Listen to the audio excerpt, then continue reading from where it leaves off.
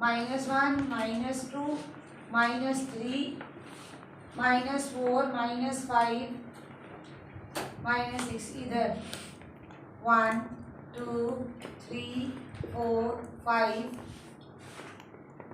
6 इधर -1 -2 -3 -4 -5 -6। अब प्लॉटिंग करते हैं।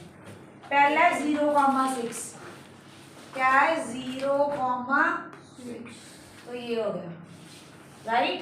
This is your 0,6। नेक्स्ट 3,0 जो इसने लिया 3,0। नेक्स्ट 2,2 दिस इज यूअर 2,2 तो ये बन गई हमारी एक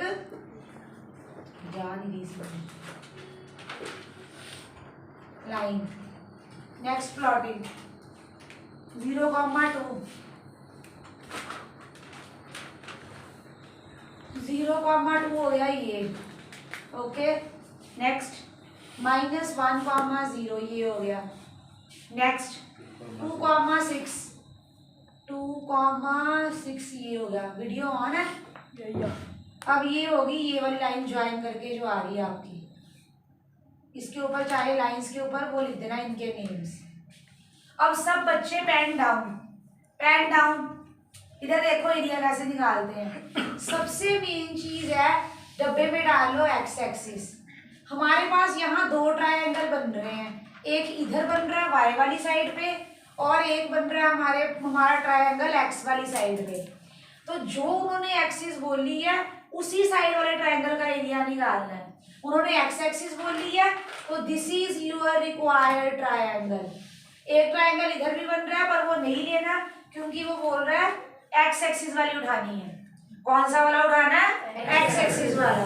अब एरिया कैसे निकालते हैं इधर देखो 0 से लेके -1 का मतलब है 1 यूनिट। 1 आगे 2 आगे 3 आगे 4। एक तो ये तरीका सीधा देखने का होता है 1 2 3 4 तो बेस कितना हो गया 4।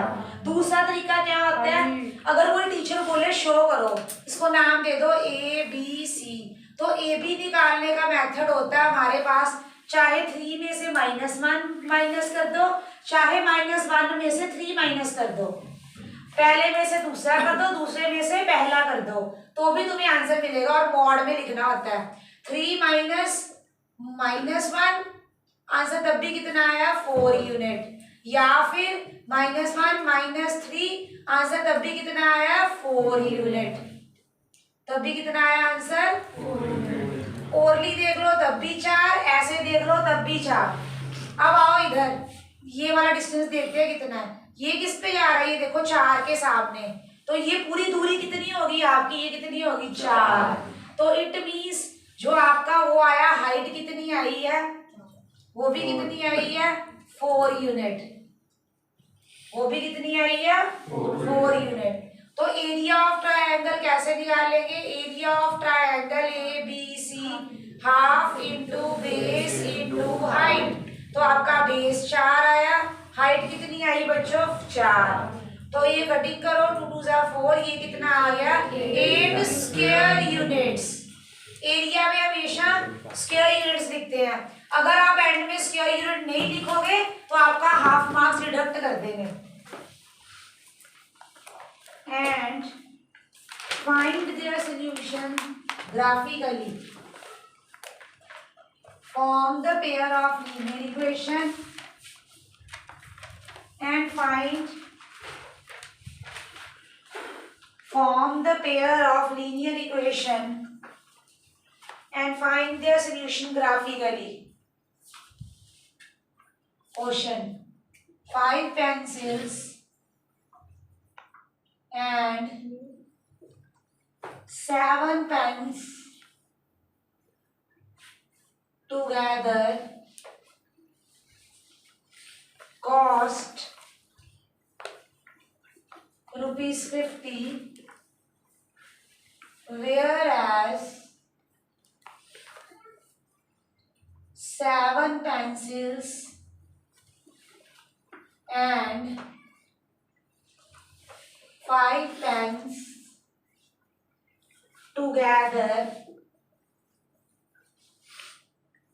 cost ₹46. Find the cost of one pencil. Find the cost of one pencil and that of one pen.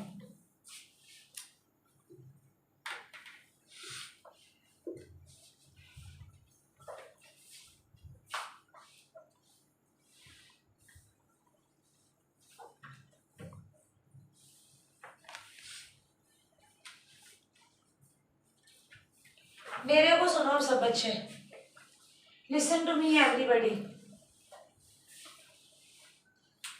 कर लो ये note.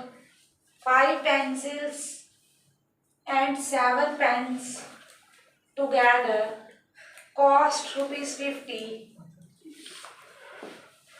whereas 7 pencils and 5 pens together cost ₹46. Find the cost of one pencil and that of one pen. इधर मेरी बात सुनो, अगर मान लो मैं tuition में से एक बच्चे को भेजती हूँ और उसको बोलूँगी 5 पेन लेके आओ, 5 पेंसिल लेके आओ। अगर एक पेन की कॉस्ट 10 रुपए है और एक पेंसिल की कॉस्ट 5 रुपए है, तो बताओ 5 पेन और 5 पेंसिल कितने की हुई? 75। ये तुमने ऐसे आंसर दे दिया, ये तुम दुकान पे जाके काम करते हो। यही क्वेश्चन है, वो इधर देख लो। 5 पेंसिल लाए हो, अब यहाँ एक पेंसिल की कॉस्ट नहीं दी हुई। मैंने क्या बोला, एक पेंसिल थी 5 रुपए की, तुमने फटाफट 5 × 5 करके 25 निकाल लिया। ऐसे ही किया ना तुमने। यहाँ पेंसिल की कॉस्ट दी है कि नहीं दी है? नहीं दी ना, तो जब नहीं दी तो उसको क्या मानते हैं? एक्स। तो सबसे पहले जब तुम दुकान पे आते हो, तुम एक की, मैं आपको बता नहीं सकती, इट वॉज इन ईयर 2015-16 की बात है। तो मैं उस टाइम पे ऑफिसर रैंक की कोचिंग के लिए ना जाती होती थी, और वहाँ जैसे सब ग्रेजुएट्स, पोस्ट ग्रेजुएट्स बच्चे आते होते थे, हाईली क्वालिफाइड बच्चे। तो यही क्वेश्चन डाला उसने, टीचर ने, and I was literally shocked कि इस क्वेश्चन की स्टेटमेंट नहीं बनी वहां किसी से। मैं वहां बैठी ना देखूं, ये क्या मतलब, इतने हाईली क्वालिफाइड बच्चे, उनको ये क्यों नहीं आता है? इतना बुरा हाल होता है लोगों का। ये होता कुछ भी नहीं है, क्या है, मैथ्स बार्गेनिंग है। दुकान कहाँ से, यहाँ XY आ जाते हैं, तो तुम्हें लगता है तुम्हें मैथ्स नहीं आती। 10th की मैथ्स तो है ही बड़ी इंटरेस्टिंग है। अच्छा, पॉलिनोमियल में एक ही राम कहानी थी, sum of zeros product of zeros, घुमा फिर आके उसी पे आते थे हम, या ज्यादा डेंटीज आ गई। इसमें एक ही राम कहानी है, जो नहीं दिया उसको भाई एक्स ले लो, पर बातें वही है जो तुम रियल लाइफ से डील कर रहे हो। अब मैं देखूं पेन पेंसिल लेने जाते हो भाई साहब तुम लोग, तो तुमसे ये क्वेश्चन क्यों नहीं बन रही, बन क्यों नहीं रही?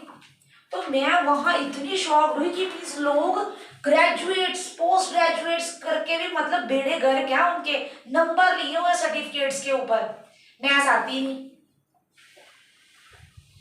इतना बुरा हाल, क्योंकि वो लोग रियल लाइफ से डील नहीं करते। रट्टा 10वीं में कहीं किया होगा रट्टा, कैसी पढ़ाई करते हैं। तो कितनी, ये देखो, ये तुम्हारी क्या थी, 5 पेंसिल, क्या थी, 5 पेंसिल ना।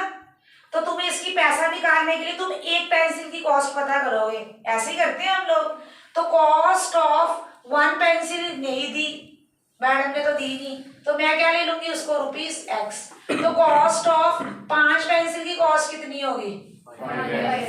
होशियार है मेरे ट्यूशन के बच्चे बहुत। ऐसे ही 7, अब कॉस्ट ऑफ पेन, एक पेन की कॉस्ट कितनी है? Y।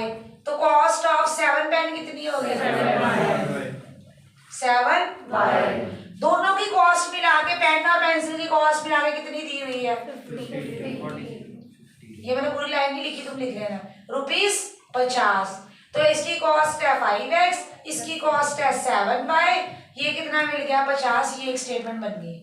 दूसरी ओरली बनाते हैं, कितने पेंसिल है? 7, तो 7X, कितने पेन है? 5, तो 5X, कितनी है टोटल? 46